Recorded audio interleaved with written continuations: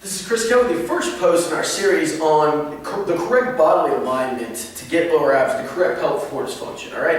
The first thing that we want to realize about lower abs is that the pelvic floor, urinary incontinence, all of these issues are linked together. All right. Because we live in a world that reinforces sort of certain postures, they physically cut our pelvic floor muscles and our lower abs off from the rest of the body. All right. And I'm going to give you an example. And this is the focus of this first post. The majority of the women that I train, are walking around in this position all day. Okay, and if you look at the small of my lower back here, you see a huge arch here. So we call this like the badonkadonk posture, because when you're in the club, you're doing this, the badonkadonk, right? So we see this huge arch in the lower back. What this also causes is an accentuation of my belly. Okay, so it looks kind of like a stripper belly or something like this, where everything is kind of pushed forward, and it gives the appearance of a gut, regardless of whether or not that is actually the case with body fat. All right, so you can imagine trying to do sit-ups, crunches, or leg lifts in this position. If you find that you're in this position when you're doing the plank, or when you're doing a crunch,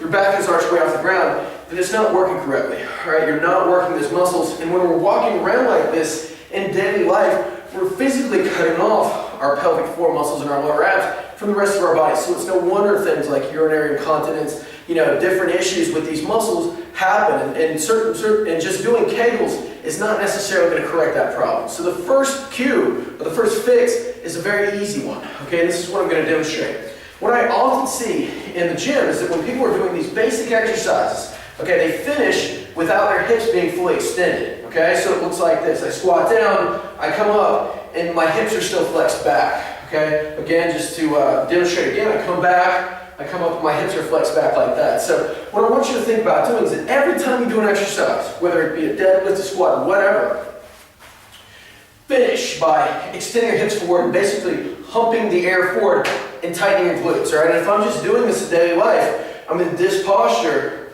squeeze and thrust, and it immediately straightens everything out. Okay, so when I'm doing core exercises on the ground, that's the same cue of pressing my back into the ground, tightening my butt. So when I'm doing things like leg lifts or even crunches, the right muscles are working, versus where my back is way arched and I'm using my hip flexors.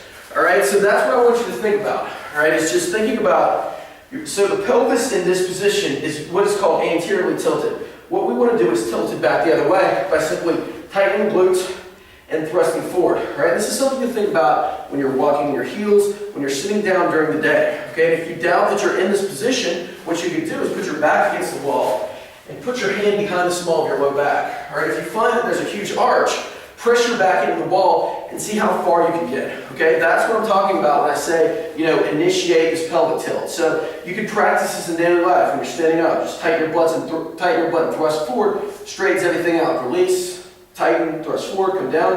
What I like to do is tell my clients to stand up after about 20 minutes, do maybe 10 pelvic tilts where you thrust, tighten, and it reinforces this good posture. So when you do go to do your exercises, or you do go to walk around during the day, you're doing it with a fully extended hip to make sure that everything is lined up or stacked up atop one another. All right, and that really starts to connect your pelvic floor, your lower abs, to the rest of your muscles to get optimal definition there and to avoid these urinary incontinence issues in daily life.